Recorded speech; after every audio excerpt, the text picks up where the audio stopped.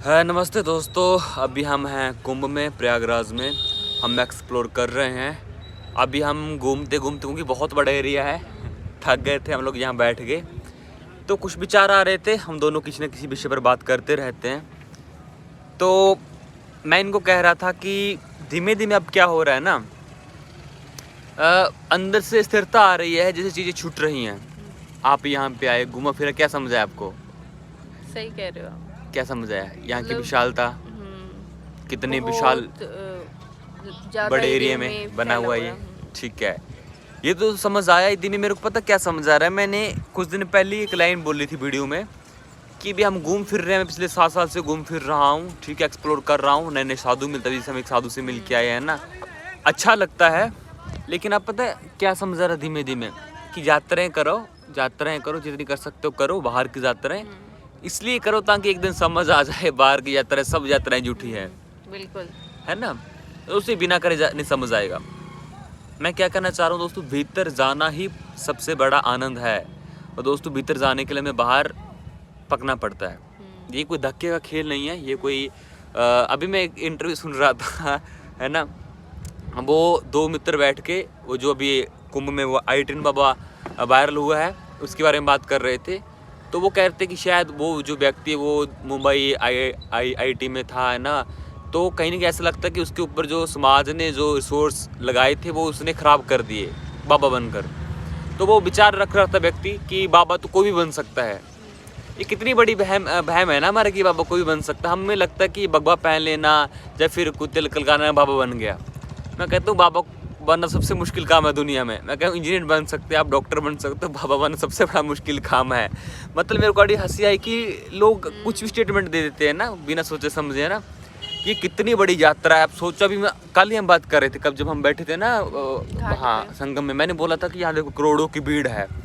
कितने लोग होंगे यहाँ पर जो भीतर की समझ रखते होंगे। ये तो मुर्दों की भीड़ है। कबीर ने तो बहुत साल पहले लिख दिया था, साधो ये है ये मुर्दों का गाँव, जहाँ सोए हुए हैं। अभी कुछ दिन पहले की तो बात है, मैं आपको दलजीत का गाना सुना रहा था ना, बहुत अच्छा, बहुत प्यारा गाना है, रूह बैरागन करके नाम एक भजन है, भजन बोलेंगे। उसमें अंतिम एक लाइन आती है कि जो पुरुषार्थ करेगा, जिसके ऊपर कहीं ना कहीं सृष्टि में मेहरबान होगी, वही जागता है, बाकी पूरा संसार सो रहा है। और जाग जाना, और आप बोल रहे हो कि जाग जाना बड़ा आसान, आप बोल रहे हो कि बाबा बनना बड़ा आसान है। तो इस बात से उस व्यक्ति की मेरे को डीपनेस समझ आएगी कितनी गहराई इस इंसान में, क्योंकि जिसने थोड़ा सी भीतर की समझ रखी है ना, वो दोस्तों समझ जाएगा कि दुनिया का सबसे मुश्किल काम है भीतर जाना। बाहर जाना बड़ा इजी है, बाहर की यात्रा करना बड़ा इजी है। सामने बस खड़ी हुई, उत्तर प्रदेश परिवहन लिखा हुआ है ना, हम कहीं भी यात्रा कर सकते हैं, बस संसाधन। लेकिन दोस्तों भीतर जो जाएगा पता चलेगा कि हमारा मन कितना कॉम्प्लिकेटेड है। मैं कल परसों ही ऑटोबायोग्राफी योगी पढ़ रहा था, हम अभी दोनों अध्ययन कर रहे हैं उसका, मैंने आपको बताया भी था। उसमें बड़ी प्यारी एक लाइन आई थी कि जैसे डॉक्टर चीट फाड़ करते हैं ना, पोस्टमार्टम करते हैं दोस्तों, साधना का मतलब अपने विचारों को देखना। और विचारों को देखना सबसे मुश्किल काम है। और आप बोल रहे हो कि बाबा बनना बड़ा ईजी है, है ना। सच्चा अध्यात्म बहुत दूर की बात है दोस्तों। जो व्यक्ति अपने भीतर की यात्रा शुरू करता है, जो व्यक्ति अपने भीतर चीर फाड़ शुरू करता है, जो व्यक्ति अपने विचारों को देखना शुरू करता है ना, कि मैं किस वक्त मेरे भीतर अहंकार उठ रहा है, किस वक्त मेरे भीतर वासना उठ रही है, उसको देख पाता है। किस वक्त मेरे भीतर क्रोध उठता है, नफरत उठती है दोस्तों, तो बड़ा मुश्किल काम है ये, तो है ना। इसके लिए बड़ा ही निरंतरता चाहिए, बड़ा ही धैर्य चाहिए। तो ऐसा दोस्तों, तो बहुत मैं देख रहा हूँ वो व्यक्ति को वायरल कर रखा है आजकल हर जगह पर।